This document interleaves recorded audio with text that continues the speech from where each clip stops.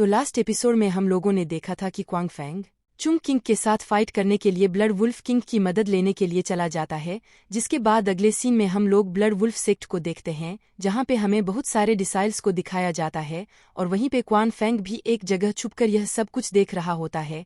उसे अंदर जाने का कोई रास्ता नजर नहीं आ रहा था। इतने में अचानक उसे वहां पर एक लड़की दिखाई देती है जो कि उसे कुछ जानी पहचानी लग रही थी और हम देखते हैं कि वो लड़की और कोई नहीं बल्कि मिस लू थी। उसे वहां पे देखते ही क्वांगशन कहता है कि मेरे पास एक रास्ता है, इसके जरिए अंदर जा सकता हूं। यह कहते ही वह फौरन से भागते हुए मिस लू के सामने आके खड़ा हो जाता है और कहता है कि अरे मिस लू, आप यहाँ क्या कर रही हैं। तो मिस लू उसे देखते ही कहती है कि ये लफंगा यहाँ पे भी आ गया। वो उसकी तरफ देखती है और उससे कहती है कि तुम यहाँ क्या कर रहे हो और मुझे फौरन से उस पॉइजन का एंटीडोट दो। मगर कंगशन कहता है कि पहले मुझे यह बताओ, तुम इस जगह से अच्छी तरह से वाकिफ हो और क्या तुम यहाँ पे बगैर किसी के पूछे अंदर अंदर जा सकती हो। जिस पर मिस लू कहती है तुम यह क्यों जानना चाहते हो। तो कंगचन कहता है असल में मुझे अंदर जाना है। जिस पर मिस उसे जवाब देते हुए कहती है ये तो तुम भूल कर भी मत सोचना कि मैं तुम्हें ले जाऊंगी। मगर क्वांगशेन उसे लालच देता है और कहता है अगर तुम मुझे अंदर लेकर जाती हो तो मैं तुम्हें उस पॉइजन का एंटीडोट दे दूंगा। वो उसे ब्लैकमेल करने लगता है,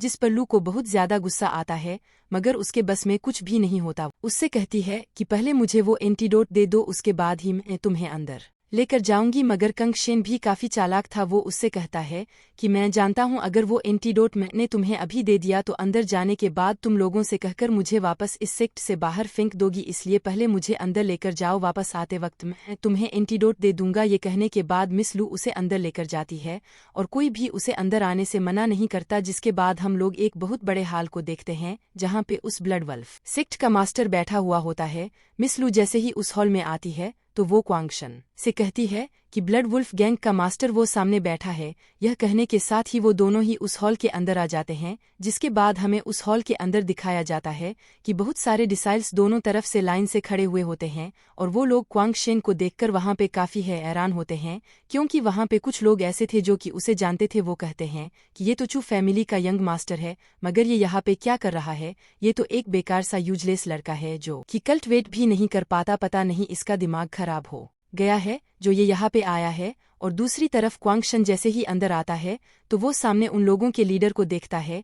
उसके हाथ में एक बहुत बड़ा टैटू बना हुआ होता है, जिसे देखकर वो कहता है कि ये कोई टैटू नहीं बल्कि ये एक सील मार्क है। पता नहीं इसे ये सील मार्क किसने दिया है, क्योंकि इससे बॉडी को बहुत ज्यादा तकलीफ होती है। ये सोचने के बाद वो सीधा उस लीडर के सामने आता है और कहता है कि मैं चू फैमिली का यंग मास्टर क्वांगशन हूँ और आपके आगे झुककर आपको सलाम करता हूं। जिसके बाद हमें उस लीडर का नाम बताया जाता है, उसका नाम शूलांग होता है और वह क्वांगशन से कहता है कि यंग मास्टर छू, आखिर तुम यहाँ पे कैसे आ गए, क्या तुम्हें मुझसे कोई जरूरी काम है।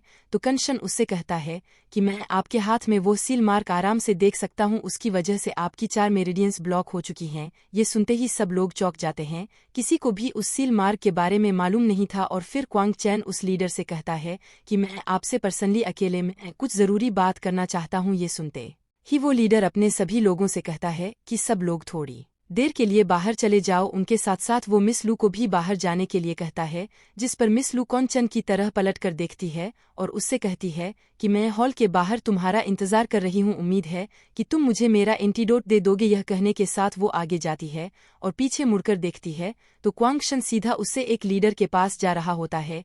यह देखकर वो वहां से चली जाती है और दूसरी तरफ कंगशन जब उस लीडर के बिल्कुल पास पहुंच जाता है तो शिलांग उससे कहता है कि तुम्हें कैसे मालूम पड़ा कि यह टैटू नहीं बल्कि एक करसील मार्क है। तो कंगशन कहता है बस जानता हूँ। ये सुनकर शूलांग हंसना शुरू कर देता है और कहता है कि पूरे शियांग टाउन में किसी को भी इस सील मार्क के बारे में नहीं मालूम, यहाँ तक कि कोई अंदाजा भी नहीं लगा सकता कि यह कोई करसील मार्क है। पर अगर मैं चाहूँ तो यह करसील मार्क अपने ऊपर से हटाकर तुम्हारे अंदर डाल सकता हूँ। और तुम्हें क्या लगता है कि तुम जो बोल रहे हो मैं उस पर इतनी आसानी से यकीन कर लूंगा। यह कहने के बाद कंगशन एक छोटी सी बोतल बाहर निकालता है और कहता है कि इस मेडिसिनल वाटर को एक मर्तबा पीकर देख लीजिए, उसके बाद आपको सब कुछ पता चल जाएगा। तो शूलांग उसे थोड़ी देर के लिए देखता है, जिसके बाद क्वांगशन कहता है कि मैं जानता हूँ आपको पॉइजन की अच्छी पहचान है, आप इसे देखकर ही जान जाएंगे कि यह पॉइजन नहीं है। यह कहते ही शूलांग उससे वो बोतल ले लेता है और उसे देखने के बाद उसका ढक्कन ओपन करता है और उसे फौरन से पीकर दोबारा से अपनी कल्टिवेशन को एक्टिवेट करने की कोशिश करता है, जिससे उसकी मेरिडियंस अपने आप ही एक्टिवेट हो जाती हैं और उसकी बॉडी से ओरा रिलीज होने लगता है, जिसका मतलब होता है कि उसका सील मार्क अब दोबारा से स्प्रे हो रहा है। वो सील मार्क जैसे ही स्प्रे होता है तो शूला की बॉडी से एक जबरदस्त ओरा रिलीज होता है, जिस पर क्वांग शन को भी पता चल जाता है कि उसकी मेडिसिन काम कर रही है। और दूसरी तरफ शूला कहता है कि तुम्हारी इस मेडिसिन ने मेरे इसकर सील मार्क को थोड़ी देर के लिए स्प्रे कर दिया है। तो कंग शन कहता है कि इसे कंप्लीट आपकी बॉडी से हटाने के लिए मुझे कुछ और मेथड्स यूज करने होंगे, मगर उससे पहले मुझे आपकी एक फेवर चाहिए। आज से 3 महीने बाद मेरा चू किंग के साथ एक मैच है और मुझे यह डर है कि अगर मैंने उस चू किंग को फाइट में हरा दिया तो चू फैमिली के एल्डर्स वो मुझे वहां से जिंदा जाने नहीं देंगे। इसलिए मैं चाहता हूं कि जब चू फैमिली के एल्डर्स मुझ पर हमला करने की कोशिश करें या फिर मुझे नुकसान पहुंचाने की कोशिश करें तो आप मेरा साथ दें। ये सुनकर शूलांग कहता है कि चू फैमिली मेरे लिए कोई इतना बड़ा मसला नहीं है, मैं चाहूं तो तुम्हें यहाँ पर रोक सकता हूं और यह खबर हर जगह फैल जाएगी, जिसके बाद चू फैमिली के एल्डर्स भी तुम्हारा कुछ नहीं बिगाड़ पाएंगे। तो क्वान शियन कहता है यह आइडिया सच में काफी अच्छा है, मगर मैं आपको यही एडवाइस दूंगा कि आप ऐसा काम बिल्कुल भी ना करें। जिस पर शूला कहता है कि तुम्हारा कहने का क्या मतलब है। यह कहने के साथ ही कंगचन अपना वो मास्क लगाकर उसे दिखाता है, जिस पर शिलांग भी हैरान रह जाता है और कहता है कि मैंने कभी सोचा भी नहीं था कि तुम्हारा जैसा यूजलेस बंदा एक महान वॉरियर के नाम से जाना जाता है।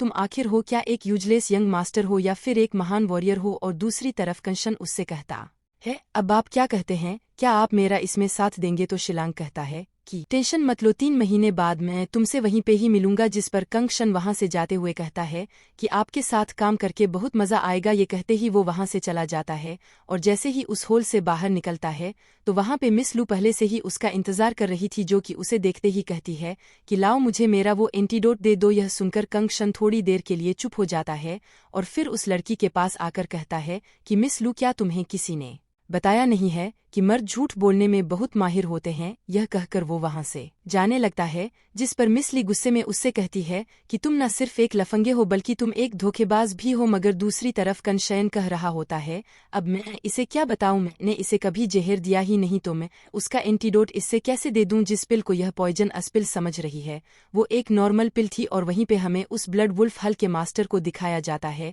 वो क्वाशयन को देखकर कहता है कि इस पावरफुल वॉरियर के पीछे किसी का हाथ जरूर होगा, वरना इतनी यंग एज में यह बंदा किसी चू फैमिली के बड़े यंग मास्टर को इतनी आसानी से चैलेंज कैसे कर सकता है। ये कहने के साथ ही ये सीन यहीं पे कट हो जाता है। अगले सीन में हमें दिखाया जाता है चू रेजिडेंस में क्वाशन वापस पास पहुंच जाता है और हमें वहां पे उसकी सिस्टर और उसकी मेट को दिखाया जाता है।